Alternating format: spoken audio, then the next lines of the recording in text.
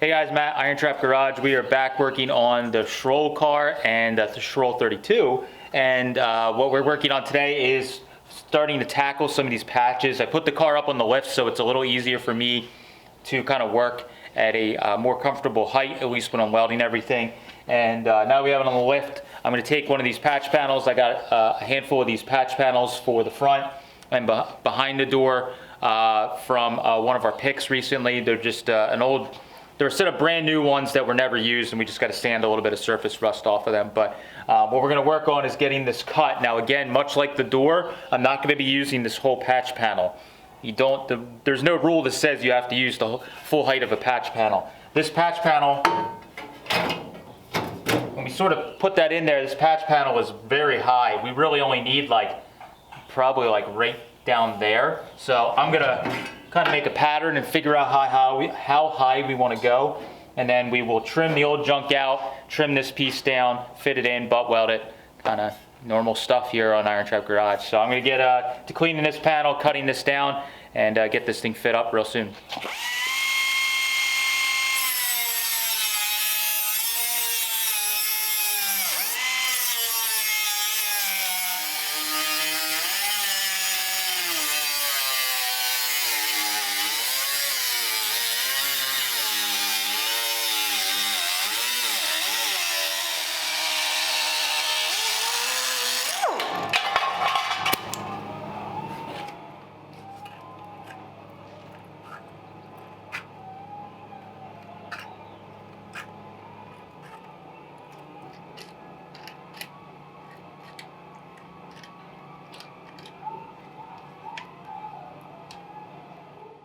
To prove it. Yeah, because they really couldn't get it down, and they had him in court. Actually, it was like Mickey Thompson's sister. It's not a senator or whatever, but involved in politics. She pursued him like a.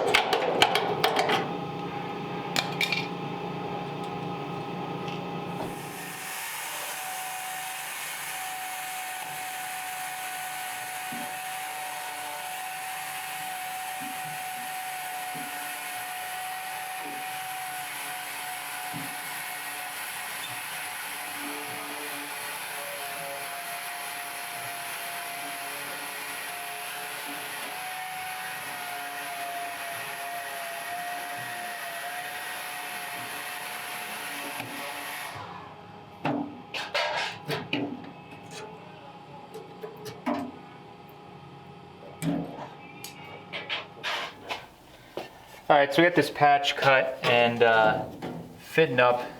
As far as the cut where I made it and everything, it's fitting up pretty good. It lines up here on these 32s that the cowl, or the body line here at the bottom, kind of goes a little bit uphill. Has a nice little uphill sweep to it, just a little bit. So we got that fitting good. We got the bead right here fitting good. This is all pretty good. But one of the problems, as I talk about all the time with these reproduction patch panels, is they don't fit worth a crap usually, and you got to do a ton of work. So number one, there's two things. Number one, this shape of the panel doesn't match. It's just totally flat, so it needs some shape in it. So we're gonna actually take this lower flange here. You can see it's all rippled. It's telling me that it needs some sort of work to be done there. So we're gonna actually shrink on this to actually give a little bit of shape to it, and it'll help give the bead area, and also this top area will help kind of flow it in.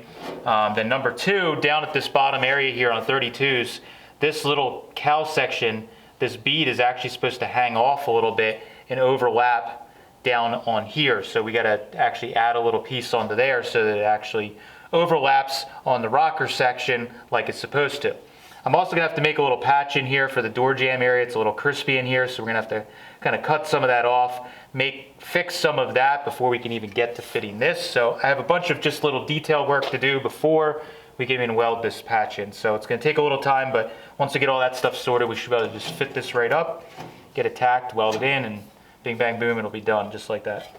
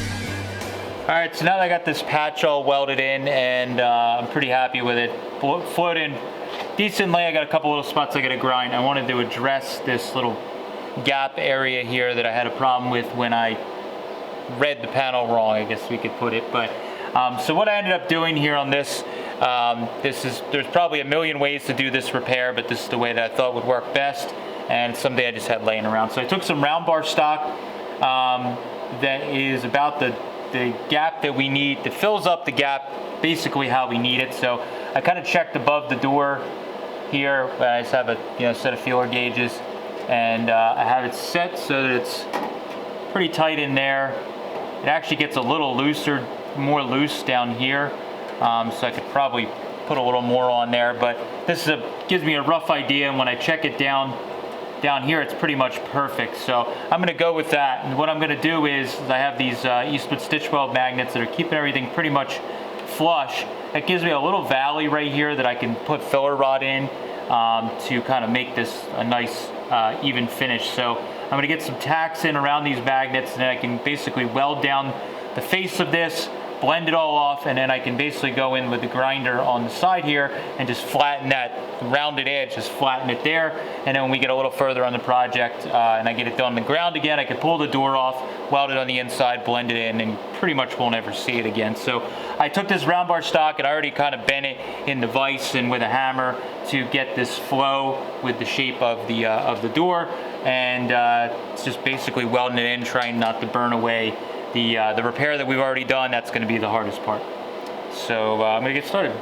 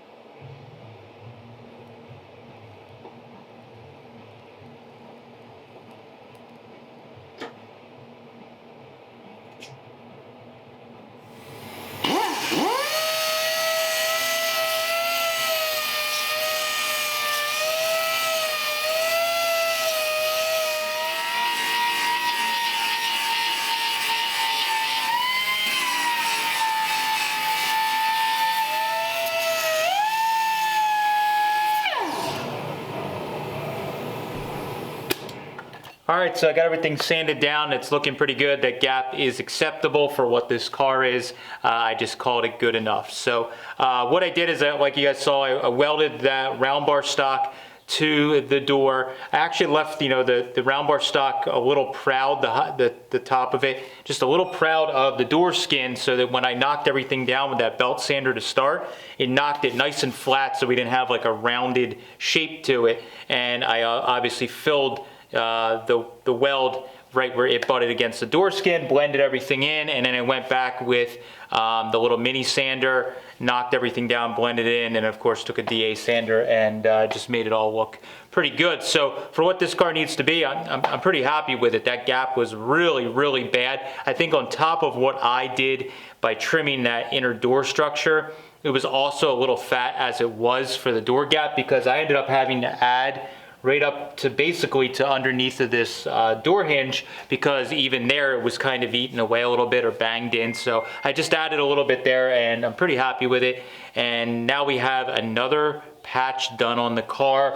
adding this little section here that fits over top of the rocker was huge. If you're doing this patch or you're doing a 32 and you get these Cowl repair pieces, pretty much all of them that I've ever seen do not come with that little extension there, and it's something you definitely want to add because it leaves a kind of odd gap in there if you don't do it. By putting it here where it overlaps like that, that's how it was from the factory, and I think it looks pretty darn good this way. So as you can see, I blended in some of that red oxide primer, and already my Welding stuff that I had done on the door is disappearing. I'm going to do the same there, and I'm going to start just testing a little bit with different paints to try and blend that in and make everything look like it never happened, and we'll have a car that's nice and solid all the way around the bottom. So next video, what I'm going to work on is doing the patch behind the door, and that will get this whole side of the car pretty much all buttoned up as far as major rust repair goes.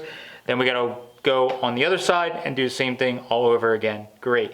But we are making good progress on the car, which is all that matters. You know, those small victories that I talk about. This is what this was. A lot of work, full day's work to get this patch basically done, but I'm really stoked on how everything turned out. Let me know what you guys think of the patch panel and my repair on the oopsie on the door gap in the comments down below. Thanks guys. Catch you later.